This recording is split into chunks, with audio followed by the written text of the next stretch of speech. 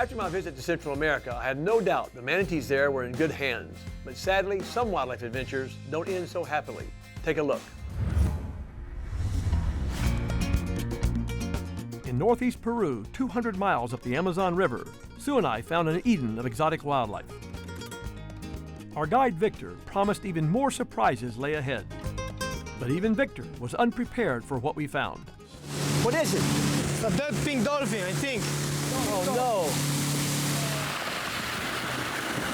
A manatee. Oh No! no! It's a manatee. No! Oh! I don't believe this, Sue. Unbelievable. Oh, it makes me want to cry, Sue. Almost no manatees left in the rainforest. And look, we see a dead manatee right now. Wow, perhaps there is only 100, 120 examples of these manatees left in Pacaya Media Reserve. Oh, what do you think happened? Freshwater manatee, I don't know what happened. Jungle birds had already begun feeding on the remains, a reminder that the cycle of life must continue. I've never seen any manatees in the wild. You haven't? I haven't seen any Never manatees. seen a manatee in this reserve. This creature's death was sad, but at least it died of natural causes.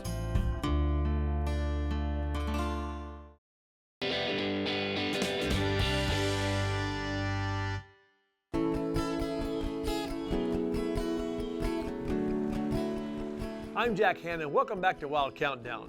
Everywhere I've found manatees, I've also found conservationists working to protect them. From the team of young researchers in Gales Point, Belize, to Victor, the river guide on the Amazon River. Here at the Columbus Zoo, we have some manatees of our own. Look at these pictures here. And right now, I'm going to show you where we found 3 of them. On the west coast of Florida, Homosassa Springs Wildlife Park contains an ecosystem unlike any in the world. Where the Homosassa River and Gulf of Mexico meet, both fresh and saltwater fish share the same waters. In this highly naturalistic setting, Sue and I had heard we could also find manatees. The park's veterinarian, Mark Lowe, took us into the refuge to meet the locals. How do you get the manatees up here? If we want them in, we will use like the bucket here, and I will tap it with my ring. They're sort of trained to that a little bit.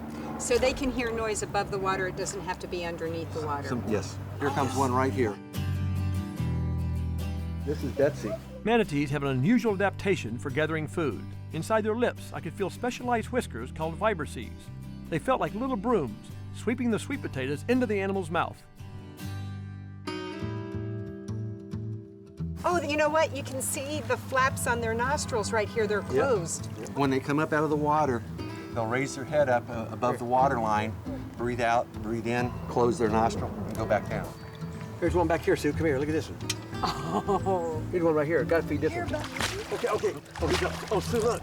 Sue, look. Oh. He's telling me I'm hungry. I didn't see that. Oh, yeah. Before we knew it, Sue and I were surrounded by 5 manatees. Altogether, they weighed more than 6 tons, yet they were gentle as kittens. Rosie was the biggest, more than twice as tall as Susie.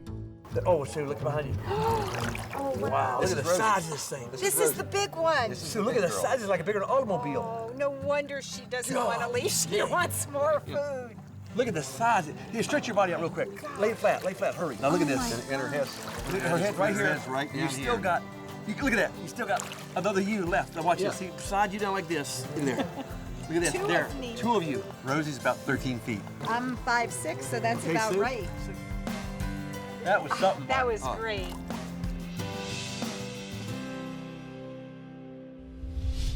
Number 2 on today's countdown is a return visit to Crystal River. The research they're doing there is helping experts manage the vanishing manatees population. Crystal River, Florida is a perennial destination for tourists eager to swim with the manatees. I was lucky enough to take a working vacation, assisting my friend Bob Bondi with his important research. Data and pictures he's gathered over the years are used by marine biologists worldwide to understand manatees much better.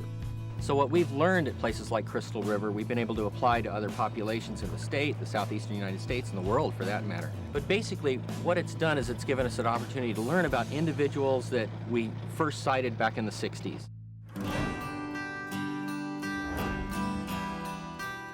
Over 1,000 photographs are now on file, identifying each individual manatee by the markings on their skin.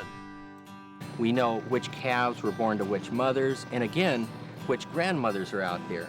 Bob has learned that females give birth every 3 years, and adults can live for more than 6 decades. How many manatees do you think were out there? I count at least 15. I would guess we saw close to 15, 20, but I would guess in this immediate area there might be more than 100. And that's because in the sanctuary you see noses, and the only way to know for sure would be to fly over and count them all. Well, there are a lot of them. That was something. What about, I noticed a lot of divers and people here today. Is that an increase? As people hear about this experience and opportunity, they come out and take advantage of it.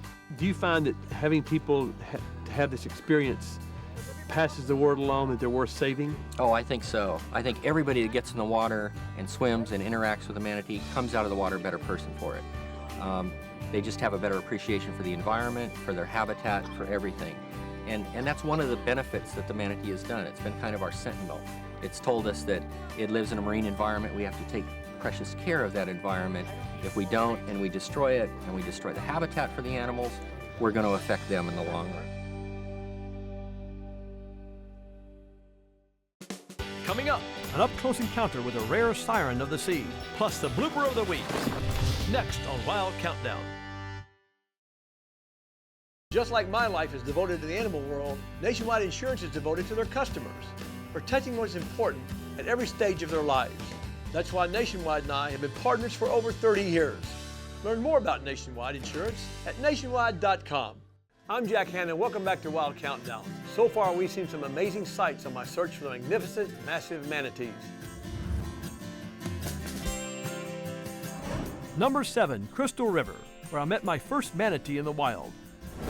Number 6, the rescue center deep in the Peruvian jungle. Number 5, the floating classroom at Gales Point, Belize. And number 4, the Amazon River, where we said a hard goodbye. Number 3, the Homosassa Springs Wildlife Park and Refuge for giants. And number 2, Florida's manatee capital.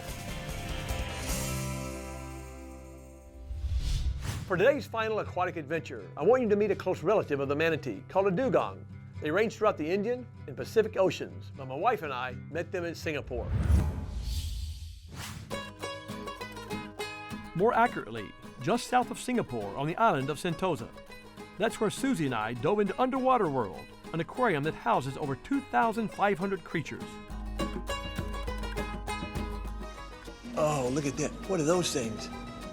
Look at that thing. It looks like a fish with a bent back. How you doing? Hello there. Hi. Jack Hanna. Hi. How do you do? Welcome to Singapore. Hi, I'm Susie. Nice to meet Susie. you. Hi. Hi. Welcome to Underwater World Singapore. Curator Anthony Chang guided us to the dugong exhibit. The family resemblance to the manatee is obvious, except the dugong's tail is fluked, like a dolphin's. We couldn't pass up the chance to swim with this graceful creature. Dugongs like Gracie dive 100 feet to feed on seagrass. That's probably how she got caught in a fishing net when she was just a little baby. Too young to survive in the wild, Gracie has lived here ever since. Sue and I would have moved in too if our air had only lasted longer.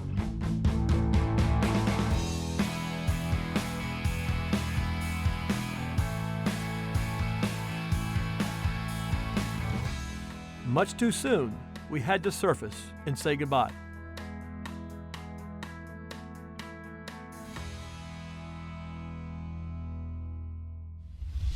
With all that practice swimming with the graceful manatees, you'd think it would rub off on me, right?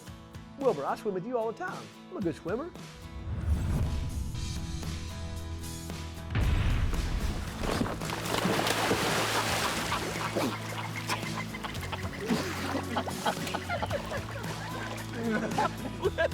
I forgot to think of that.